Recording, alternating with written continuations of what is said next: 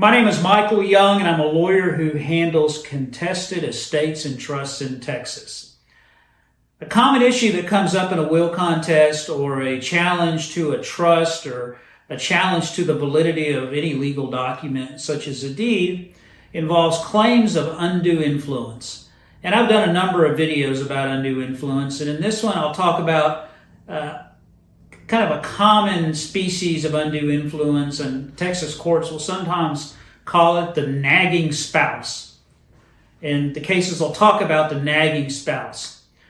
And so what is that? And what the Texas cases, the courts of appeals say is that nagging, and it's not necessarily from a spouse, but that would be the scenario that the courts often come up with, where maybe the children or the stepchildren of a deceased person complain that the will leaves most or all of the estate to the spouse.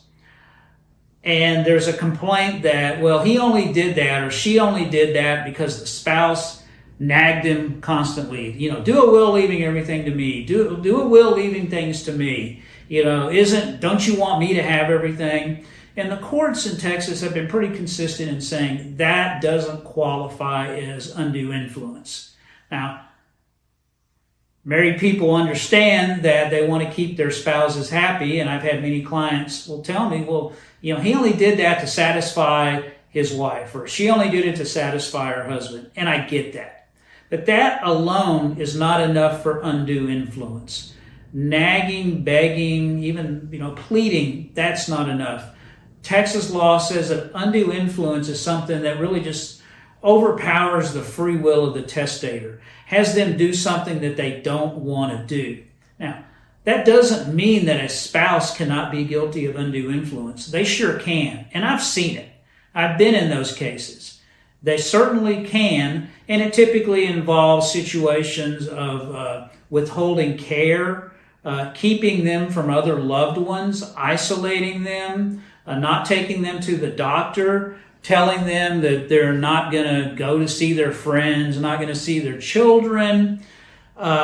Physical abuse. I've seen cases with physical abuse, pushing them, striking them, even breaking limbs or ribs. You get that situation and you get a will that leaves everything or almost everything to a spouse, so you could have a classic undue influence case there. Any sort of abuse, actual threats, but they need to be what the law considers more in the nature of threats and not just pleading or nagging. These cases are all different. If you have a will contest or a trust dispute, whether or not you're the contestant or you're defending those allegations, give me a call.